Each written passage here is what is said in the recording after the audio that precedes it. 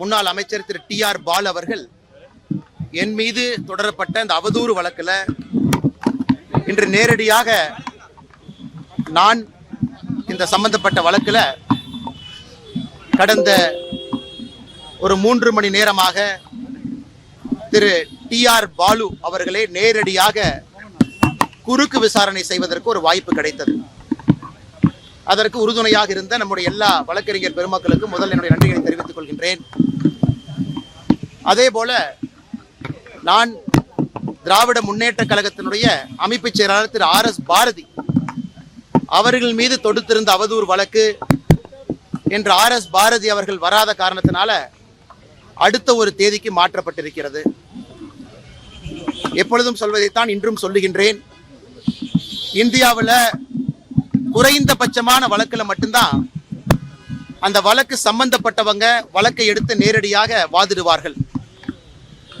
எனக்கு திராவிட முன்னேற்ற கழகம் செய்திருக்கக்கூடிய ஊழல், நாங்கள் வெளியிட்டிருக்கக்கூடிய டிஎம்கே ஃபைல்ஸ் பார்ட் 1 பார்ட் 2, திரு டி.ஆர். பாலு அவர்கள் மீது நான் சுமத்தியிருக்கக்கூடிய குற்றம் அனைத்தின் மீதும் நம்பிக்கை இருக்கின்ற காரணத்தினால நேரடியாக நம்முடைய மூத்த வழக்கறிஞர் திரு பால் கனகராஜ் அவர்களுக்கு கொடுத்திருந்த அபிடவிட்டை வித்ட்ரா பண்ணி நானே நேரடியாக இந்த கேஸில் ஒரு சாமானிய மனிதனாக இன்று ஆஜராகி வாதிட்டேன்.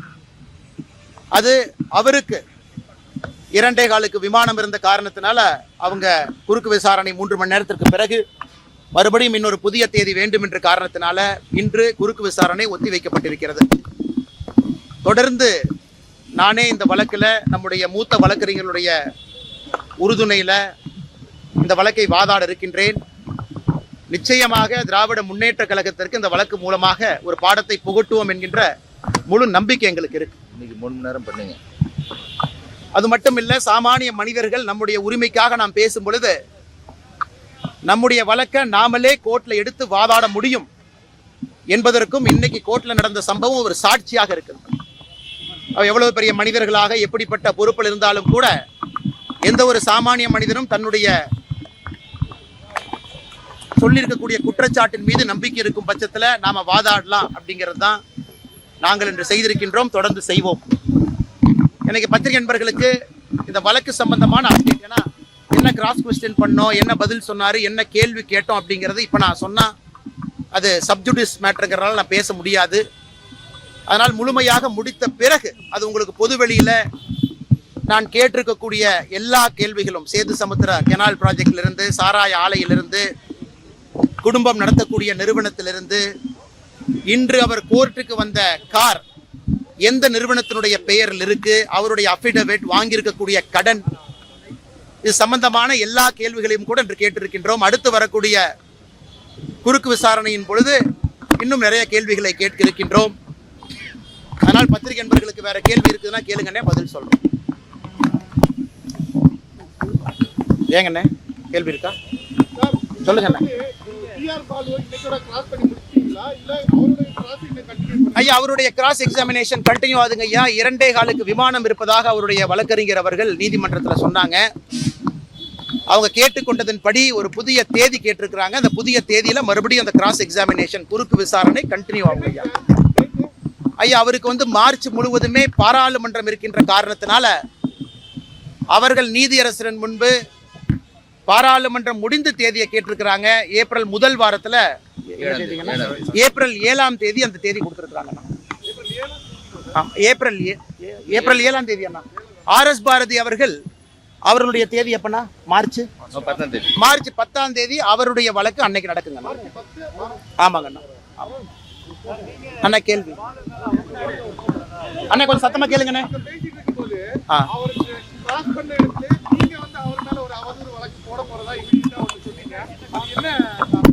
அண்ணா, நாம கிராஸ் கொஸ்டின் அவருடைய, அதாவது இந்த வழக்கை பொறுத்தவரை நான் அவர் மீது சொல்லியிருக்கக்கூடிய டிஎம்கே ஃபைல்ஸ் குற்றச்சாட்டுக்கு அவர் அவதூறு வழக்கு போட்டிருக்கிறார். ஆனா நான் கேட்ட கேள்விக்கு அண்ணன் பதில் சொல்லாம என் மீது ஒரு புதிய அவதூறு அங்க ஆரம்பிச்சார். அதாவது நான் என்னுடைய மனைவியின் பேர்ல சொத்து வாங்கியிருக்கிறேன் அப்படின்னு சொன்னாரு. நான் கேட்டேன், என் மனைவி என்ன படிச்சிருக்காங்கன்னு தெரியுமான்னு கேட்டேன், தெரியாதுனாரு. என் மனைவி என்ன சம்பாதிக்கிறாங்களான்னு கேட்டேன், தெரியாதுனாரு. என் மனைவி மல்டிநேஷனல் கம்பெனியில் வேலை பார்க்குறாங்களான்னு தெரியுமான்னு கேட்டேன், தெரியாதுனாரு. நாங்கள் வாங்கியிருக்கக்கூடிய சொத்து முழுவதும் வருமான வரித்துறை கட்டி வாங்கப்பட்ட சொத்துன்னு கேட்டேன், தெரியாதுனாரு. ஃபைனான்ஸில் கடன் வாங்கி சொத்துக்கு வாங்கியிருக்கோம், டாக்குமெண்ட்டை பார்த்தீங்களான்னு கேட்டேன், தெரியாதுனாரு. என்னுடைய மனைவி நான் வாங்கிய கடன் எல்லாம் சேர்ந்து அந்த சொத்தை வாங்கியிருக்கிறோம், தெரியுமான்னு கேட்டேன், தெரியாதுனாரு. எதையுமே தெரியாம நான் ஏதோ ஊழல் செய்து, எந்த ஒரு பொது வாழ்க்கையிலும் இல்லாத நான் ஊழல் செய்து ஒரு சொத்தை வாங்குறேன்னு சொன்னாரு. அதற்காக கிராஸ் எக்ஸாமினேஷன் நடக்கும் பொழுதே அதை நீதியரசரிடம் பதிவு செய்துவிட்டு நாளை அவர் மீது மற்றும் ஒரு புதிய அவதூறு வழக்கை நாங்கள் தொடுக்க இருக்கின்றோம். எங்களுடைய வழக்கறிஞர்கள் அண்ணன் குமரகுரு அவர்கள் வழக்கறிஞருடைய தலைவராக இருக்கிறாங்க. அவர் அனுமதி வாங்கி அண்ணன் பால் கனகராஜ் அவர்கள் என்னுடைய மூத்த வழக்கறிஞர், அவர் இந்த அவதூறு வழக்கை மற்றும் தொடுக்க போறோம். அதனால இந்த கேஸை பொறுத்த வரைக்கும் நாங்கள் விடப்போவது கிடையாது. நான் அந்த அவதூறு வழக்கில் சொத்தை எப்படி வாங்கணும், எங்களுடைய பேங்க் அக்கவுண்ட்ல நானும் என் மனைவியும் திருமணத்திற்கு பிறகு 15 ஆண்டுகளில் எவ்வளவு சம்பாதிச்சிருக்கோம், என்னுடைய மனைவி எந்த நிறுவனத்தில் IIM பெங்களூர்ல படித்த பிறகு மும்பையில், பெங்களூரில், சென்னையில் வேலை பார்த்த நிறுவனத்தில் வாங்கியிருக்கக்கூடிய சம்பளம், எக்ஸ்ட்ரா நாங்கள் வாங்கிய கடன் அனைத்தையும் அந்த அவதூறு வழக்கின் பொழுது பொதுவெளியில் வெளியிட இருக்கின்றோம். அதே போல இன்னொன்று சொன்னாரு, நான் சென்னையிலே தங்கி இருக்கின்ற காரணத்தினால நண்பர்கள் வந்து இந்த DMK ஃபைல்ஸில் சொல்லியிருந்தேன் வீட்டு வாடகையை கொடுக்குறாங்க அப்படின்னு. அதையும் ஒரு அவதூறாக சொன்னார். அதுக்கும் நான் பதில் சொன்னேன். நான் சென்னையில் இருப்பது பாரதிய ஜனதா கட்சியினுடைய மாநில தலைவர் என்கின்ற பொறுப்பினால் மட்டும்தான் இருந்தேன். எனக்கு சென்னையில் பிஸ்னஸோ எதுவும் கிடையாது. கட்சி பொறுப்புக்காக கோயம்புத்தூர், கரூர்லேருந்து சென்னைக்கு வந்தேன்.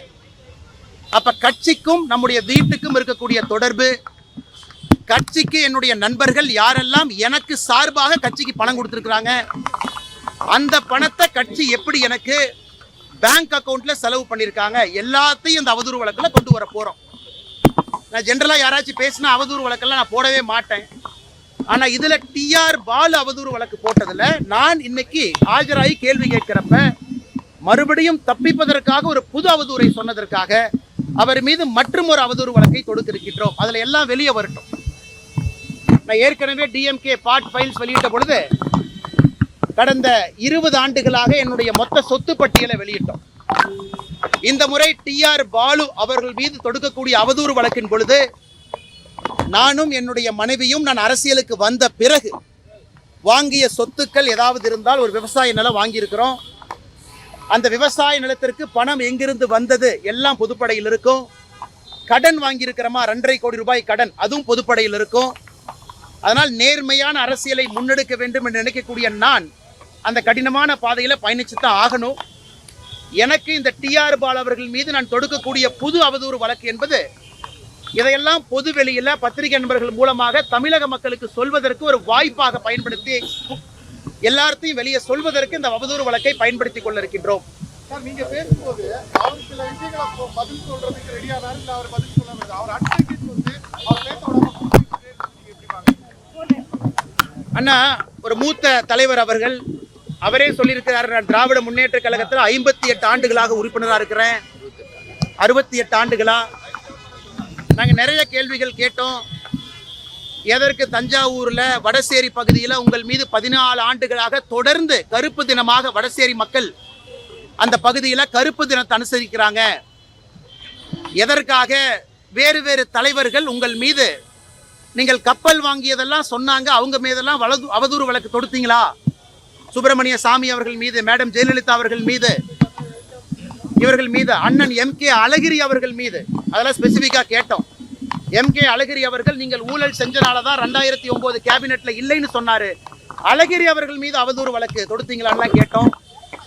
இதுவரை TR பாலு அவர்கள் சம்பந்தப்பட்ட பொது வாழ்க்கையில எல்லா கேள்விகளையுமே கேட்டுக்கொண்டிருக்கின்றோம். இன்று அவர் வந்த கார் கூட தெரியாது, ஏதாச்சும் கார் இருந்தா ஏறி உட்காந்துட்டு வருவன் தான் சொன்னாரு.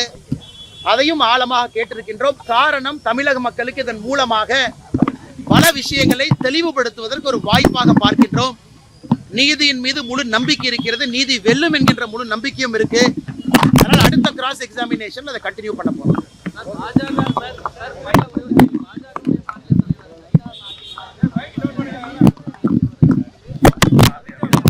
ஆனால் இதை நான் முன்னு பின்னு பேசுகிற ஆள் நான் கிடையாது.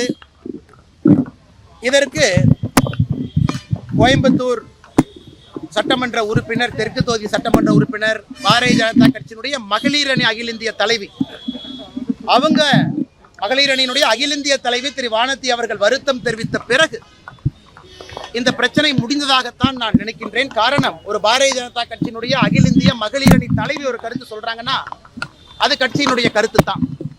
அதன் பின்னாடி அண்ணாமலை என்ன, நீங்க என்ன சொல்றீங்க, அவங்க என்ன சொல்றாங்கன்னு சொன்னாலும் கூட அகில இந்திய மகளிர் அணியினுடைய தலைவியினுடைய கருத்து வருத்தம் தெரிவித்த பிறகு அது கட்சியினுடைய அதிகாரப்பூர்வ கருத்தாகத்தான் நான் பார்க்கின்றேன். அதற்கு மேல நான் எதுவும் பேச விரும்பல. அதே நேரத்தில் சகோதரர் விஜய் அவர்கள் மாற்று அரசியல் கட்சியில் இருக்கக்கூடிய நண்பர்கள் பொது வாழ்க்கைக்கு வந்திருக்கிறாங்க. எல்லோருக்குமே ஒரு திக் ஸ்கின் தேவைப்படுகிறது. இன்னைக்கு கூட என் மனைவியை பற்றி கிராஸ் எக்ஸாமினேஷன் பேசுறப்பவே சொன்னாங்க. அதையெல்லாம் தாண்டித்தான் சில இடத்துல நம்ம செல்ல வேண்டியது இருக்குது. சரியா தப்பா எனக்கு தெரியலீங்கன்னா that is a problem with politics. அரசியலினுடைய அடிப்படை பிரச்சனையே நம்முடைய குடும்ப உறுப்பினர்களை முட்டுசந்தியில் கொண்டு வந்து நிறுத்தி விடுகின்றோம். இது அடிப்படை பிரச்சனை. அதனால் திரு விஜய் அவர்களாக இருக்கட்டும், எல்லா தலைவர்களாக இருக்கட்டும், பக்குவப்பட்டு இதெல்லாம் கடந்து போவார்கள் என்ற நம்பிக்கை. அதே நேரத்தில் நயினார் அண்ணனை பொறுத்த வரைக்கும் உங்களுக்கு தெரியும், மூத்த அரசியல்வாதி, ரொம்ப பக்குவப்பட்ட அரசியல்வாதி, அமைச்சராக இருந்திருக்கின்றார்கள். நீண்ட நெடிய அரசியல் பயணம் அவருக்கு இருக்கு. அதனால் பத்திரிகை நண்பர்களுக்கு என்னுடைய அன்பான வேண்டுகோள், அகில இந்திய மகளிர் அணி தலைவி கட்சியின் சார்பாக வருத்தம் தெரிவித்ததோடு இந்த பிரச்சனை முடிந்ததாக நான் நினைக்கின்றேன். மற்ற அரசியல் கட்சி தலைவர்களும் கூட இன்னைக்கு நம்முடைய கொள்கை என்ன, திராவிட முன்னேற்ற கழகத்தை வீழ்த்த வேண்டும் என்கின்ற ஒற்றை கொள்கையில் இருக்கும் பொழுது அட்டென்ஷனை ஷிஃப்ட் ஆகாம அந்த வேலையை மட்டும் நாம் செய்வோம் என்பது என்னுடைய தாழ்மையான ஒரு கருத்தாக உங்கள் முன்பு நான் வைக்கின்றேன்.